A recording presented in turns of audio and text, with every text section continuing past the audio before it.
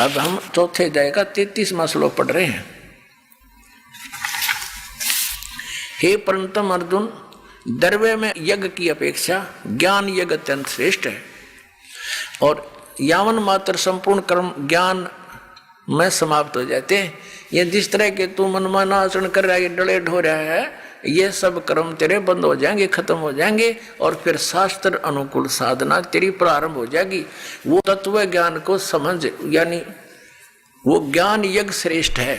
अब चौथे अध्याय के 34वें श्लोक में कहा है कि वो तत्व ज्ञान जो सुख संवेद 5वां है, उस तत्व ज्ञान को, उस 5वें वेद को जो सच्चिदानंद घन ब्रह्म ने स्वयं आकर के बोला है अपने मुख कमल से, वो सच्चिदानंद घन ब्रह्म की वाणी 5वां वेद सुख संवेद है, और उसमें बड़े विस्तार के साथ धार्मिक अनुष्ठानों की जानकारी दी है। वो तत्व ज्ञान है।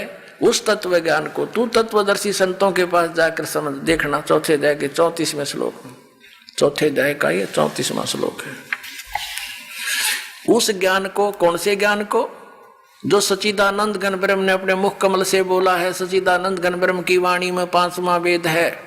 उस तत्व ज्ञान को तू तत्वदर्शी ज्ञानियों के पास जाकर समझ, उनको भली भांति दंडोत प्रणाम करने से और उनकी सेवा करने और कपट छोड़कर सरलता पूर्वक प्रसन्न करने से वे परमात्म तत्व को तत्वदर्शी न, तत्वदर्शी संत, तत्वदर्शी न भली भांति परमात्म तत्व को, यानी तत्वदर्शी संत ज्ञानी महात्मा तुझे तत्व ज्ञान का उपदेश करेंगे।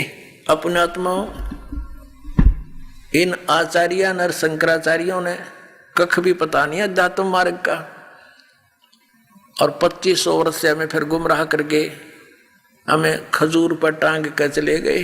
अधिक जानकारी के लिए डाउनलोड करें संत रामपाल जी महाराज ऐप व सब्सक्राइब करें संत रामपाल जी महाराज यूट्यूब चैनल।